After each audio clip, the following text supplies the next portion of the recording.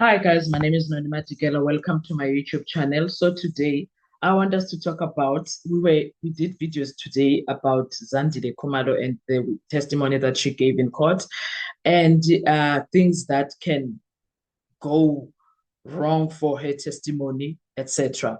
Now, on this video, we are focusing on what the prosecutorial people can do when it comes to her evidence. We already rebutted on our side, so let's look into their own rebuttal when it comes to the testimony of Zandile Khumalo, and we are going to also look into why it will fail in that courtroom. Okay, why it will fail in a law-abiding courtroom. I'm not saying Judge Rata doesn't. Most of the time, he does his own thing. Okay, scary own things. So this is what will might happen when they are finalizing everything and they are dealing for each witness testimony. They are dealing with each witness testimony and doing heads. These are the things that Ubaloyi could say when it comes to Zandile Khumalo's with testimony.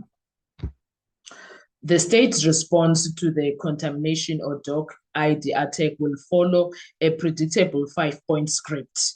I'll give you each rebuttal verbatim in substance, then dismantle it using South African law and logic.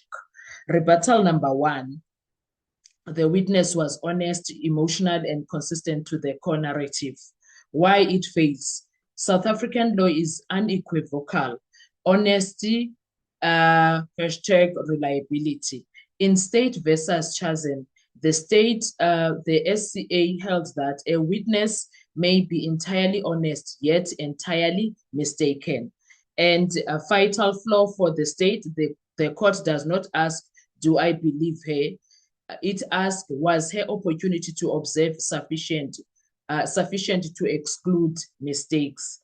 And then here in this situation, armed threat, immediate flight, no observation of a trigger event, consistency in storytelling cannot show absence of sensory reliability. That's point number 1. Rebuttal number 2 for Baloyi could be minor contradictions are expected in traumatized witnesses and do not discredit them. Well, that could fail because this argument only works if contradictions are peripheral. But the contradictions here go to where the witness was, what she could see, whether faces were visible, whether identification was possible at all. Under State versus Mthethwa, contradictions become fatal when they affect lighting, distance, duration, obstruction, stress level. These are not minor inconsistencies. They strike at the very foundation of identification. Rebuttal number 3, she recognized the accused's face, not clothing, and memory of faces is stronger. Why that one also fails? This rebuttal is psychologically attractive, but legally defective. Courts require how facial recognition occurred, not confidence that it did. Problems when it comes to this, faces were partially obscured, hoods, mask, dreadlocks. Observation time was fleeting. Identification matured years later. No early independent confirmation. In State versus Tandwa, the SCA warned against post-event memory reconstruction shaped by subsequent information. Here, in this Zandile situation, facial recognition did not occur contemporaneously, crystallized after repeated exposure to suspects and narratives. That is memory and reinforcement and not perception. That's what happens there. And then rebuttal number 4, dog identification is not automatically inadmissible. Why it fails? Correct but dangerously incomplete dog identification is only salvageable if supported by prior reliable identification. In State versus Sitole, the court held dog identification is inherently suggestive and carries limited probative value unless neutralized by earlier safeguards. In this situation, no early identification parade close to the incident, no contemporaneous photo lineup, no independent corroboration. This dog ID was not supplementary, it was primary. That makes it legally unsafe. Rebuttal number 5. There is no motive for the witness to falsely implicate the accused. Perhaps there isn't, right? Why that fails, this is the most misused argument. South African law does not require motive to be wrong. Mistaken identification require no malice. And as stated in State versus Souls, the absence of motive does not strengthen weak identification. The danger is not fabrication, the danger is a mistake.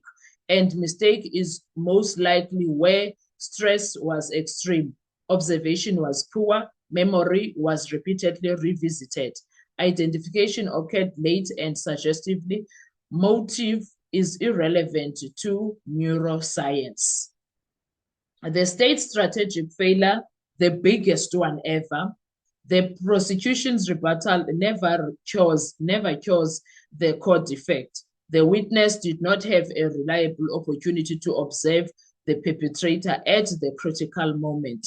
No amount of sincerity, emotion, reputation, confidence can retroactively create that opportunity. Courts cannot fill in missing perception. That's what not can happen.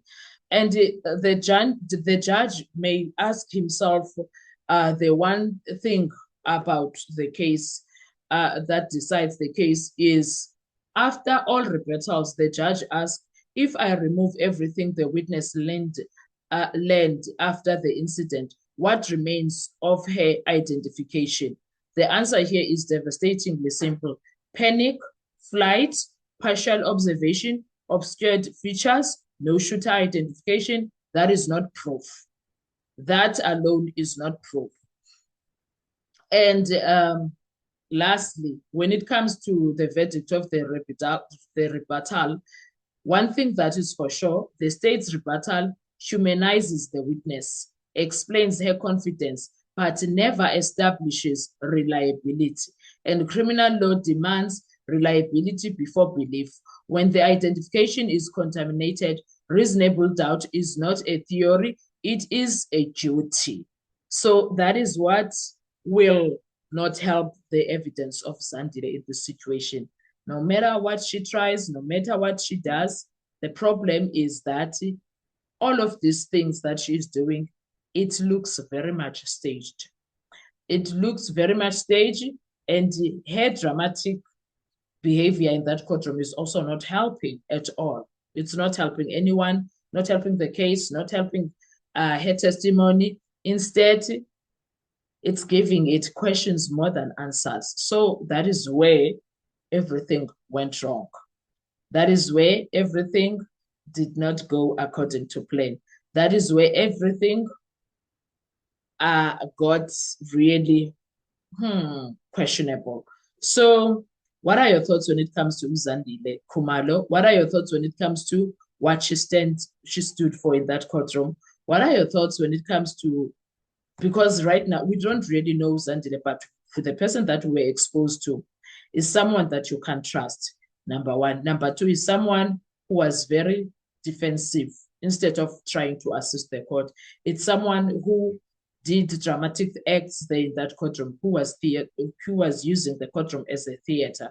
So there's a lot of things that make her unreliable. Yes. What are your thoughts? Let's have a discussion in the comment section.